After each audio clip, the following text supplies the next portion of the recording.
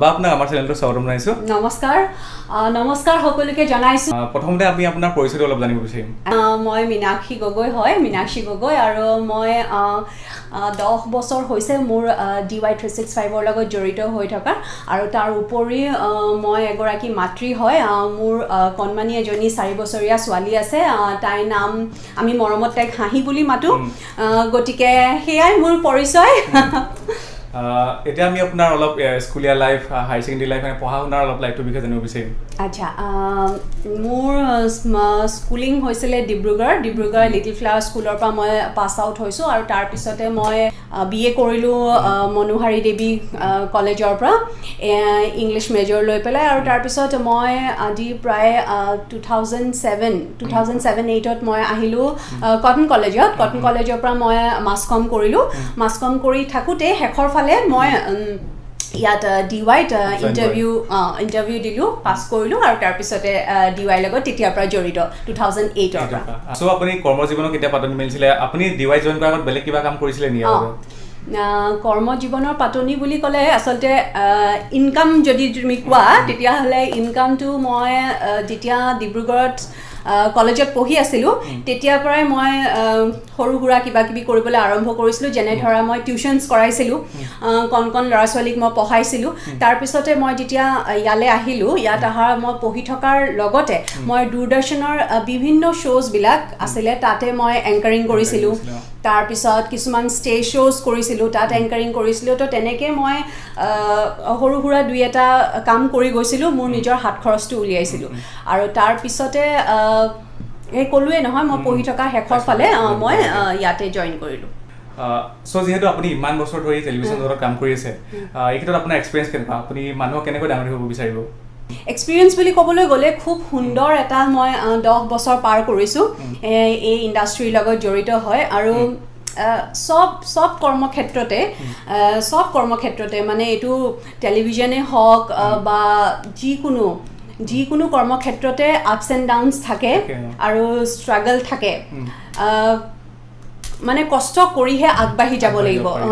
গতিকে কষ্ট কৰিবই লাগিব হেতুত কোনো মানে কম্প্ৰমাইজ নাই কষ্ট কৰি গ'লে নিজে মানে লক্ষ্যটোত উপনীত হোৱা দেখা যায় সো ময়ো আজি 10 বছৰে বহুত কষ্ট কৰিলোঁ বহুত কান্দিছোঁ কান্দি নিজে মই এখোজ দুখোজকে আগবাঢ়ি গৈ আছোঁ হয় সো বহুত ভাল কথা এটা ক'লে দেখিছে আমি যেহেতু যদি কষ্ট নকৰোঁ কোনো কামে আমি মানে কোনো কামৰ ক্ষেত্ৰত আমি সফল হ'ব নোৱাৰোঁ সো সেইকাৰণে আমি যদি কিবা পাব বিচাৰিছোঁ আমি কষ্ট কৰিবই লাগিব সো যেহেতু আমাৰ মেইন ফ'কাছটো হয় ইউটিউবৰ ক্ষেত্ৰত আমি ইউটিউবাৰ হিচাপে ইণ্টাৰভিউ লৈছোঁ সো জানিব বিচাৰিম আপুনি চেনেলটো কেতিয়া ষ্টাৰ্ট কৰিছিলে আৰু মেইন কাৰণটো কি আছিলে চেনেলটো ষ্টাৰ্ট কৰা মোৰ আচলতে লাজে লাগিছে তোমাক মানে এইবিলাক কথা ক'বৰ কাৰণে মানে ইউটিউবৰ কথা ক'বৰ কাৰণে আচলতে মই এগৰাকী মানে খুব সৰু ইউটিউবাৰ হয় দেই মোৰ একেবাৰে ছাবস্ক্ৰাইবাৰ কম যি কেইজন ছাবস্ক্ৰাইবাৰ আছে তেওঁলোকৰ লগত মোৰ মানে এটা ঘৰুৱা সম্পৰ্ক টাইপ হৈ গৈছে তেওঁলোকে মোক কমেণ্টছ কৰে মই তেওঁলোকক ৰিপ্লাই দিওঁ মোৰ ভাল লাগে তেওঁলোকৰ কমেণ্টছবিলাক পঢ়ি গতিকে এটা খুব সুন্দৰ সম্পৰ্ক হৈ গৈছে আৰু মই মোৰ চেনেলটো ষ্টাৰ্ট কৰাৰ ক্ষেত্ৰত হৈছে বুলি ক'লে মই মে'ৰ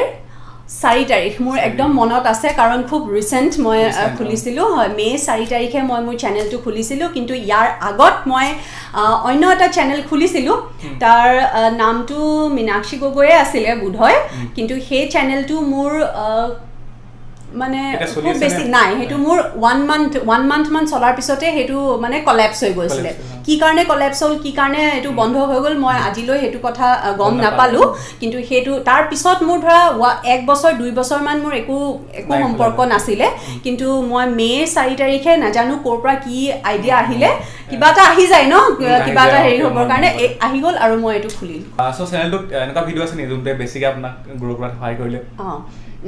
গ্ৰ' কৰাত সহায় বুলি ক'বলৈ গ'লে প্ৰথমেই মই মোৰ চেনেলত মই যোনটো এটা অনুষ্ঠান কৰি আছিলোঁ জোনাকৰ কাৰণে পাভযোৰা বুলি সেই অনুষ্ঠানৰ 2-এটা ভিডিঅ'জ প্ৰথমে দিছিলোঁ মই সেই 2-এটা ভিডিঅ' দিয়াৰ পিছত মোৰ চেনেলটোৰ ভিউজ মানে খুব বাঢ়িছিলে তাৰপিছত মই ভাবিলোঁ যে আৰে মইতো আজি মই এই কৰ্মস্থানত কাম কৰি আছোঁ মই ইয়াৰ ভিডিঅ'জ দিছোঁ কিন্তু কাইলৈ যদি মই ইয়াৰ পৰা আঁতৰি যাওঁ তেতিয়াহ'লে মই ক'ৰ পৰা দিম তো সেইটো কাৰণে মই ভাবিলোঁ যে why not মানে মই মোৰ ভিউৱাৰ্ছৰ লগত বেছি কানেক্ট হ'বৰ কাৰণে why not show my life গতিকে মই নিজে এগৰাকী যি হয় তো সেইখিনি বস্তুৱে মই ব্লগ কৰিবলৈ ষ্টাৰ্ট কৰিলোঁ আৰু ব্লগিঙে বহুত সহায় কৰে মানুহৰ লগত কানেক্ট কৰাটো লাইফৰ লগত আপোনাৰ জড়িত থাকে কিন্তু জানা মোৰ ডেইলি ব্লগ কৰিবলৈ ইচ্ছা আছে কিন্তু কি হয় ইমান ব্যস্ত থাকোঁ আৰু ৰাতিপুৱা আৰু মোৰ লাইফটো ইমান হেপেনিঙো নহয় যে মই চব দেখাম এটা হেপেনিং লাইফ হ'লে মানে দেখুৱাই ভাল লাগে কিন্তু কি কৰিম ৰাতিপুৱা শুই উঠি পোৱালীক স্কুলত পঠিয়াওঁ আহি তাৰপিছত অফিচত গোটেই দিনটো বহি থাকোঁ অফিচত কিবা কিবি কাম কৰোঁ আবেলি ঘৰলৈ যাওঁ তো একো দেখুৱাবলৈ তেনেকুৱা নাই চ' সেইটো কাৰণে মই মানে ভাবিলোঁ যে মই ডেইলি ব্লগ নকৰি মই উইকেণ্ডত ব্লগ কৰোঁ এটলিষ্ট উইকেণ্ডত আমি কিবা এটা অন্য কিবা এটা কাম কৰা যায় ন যে ঘৰে চফা কৰোঁ বা কিবা কৰোঁ গতিকে মই উইকেণ্ডত ব্লগ কৰিলোঁ চ' এতিয়া জানিব বিচাৰিম আপুনি ভিডিঅ'বিলাক কেনেকৈ কৰে এডিট কেনেকৈ কৰে এই বিষয়ে অলপ জানিব বিচাৰিম মই ভিডিঅ'জবিলাক বৰ্তমান মোৰ মোবাইলতে শ্বুট কৰি আছোঁ মোৰ ওচৰত 2-3টামান মোবাইল আছে তো বেচিকেলি মই মোৰ iPhone 8 প্লাছটোতে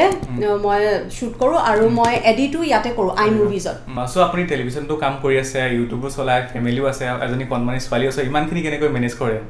মেনেজটো আমাক নাৰীসকলক ভগৱানে শক্তি দিছে বুলি কয় নহয় এনেকুৱা একো কথা নহয় মেনেজ হৈ যায় মই যিহেতু গোটেই দিনটো ব্লগ কৰি নাথাকোঁ অকল উইকেণ্ডতহে কৰোঁ আৰু উইকেণ্ডত মই অফিচত নাহোঁ তো সেইটো কাৰণে কামটো কৰিবলৈ মেনেজ হৈ যায় আৰু চ' আপোনাৰ ইউটিউবৰ ক্ষেত্ৰত ফেমিলি ছাপৰ্ট কেনেকুৱা ফেমিলি ছাপৰ্ট বহুত আছে ফেমিলি বুলিবলৈ আমি ইয়াতে মই মোৰ হাজবেণ্ড ছোৱালীজনী আৰু আমি তিনিওটাহে থাকোঁ গতিকে ছাপৰ্ট তেওঁলোকেতো কৰে ডেফিনেটলি আপোনালোকে ব্লগছবিলাক যদি চাইছে গম পোৱাই যে তেওঁলোকো ওলায় গতিকে ছাপৰ্ট কৰে কাৰণে ওলায় আৰু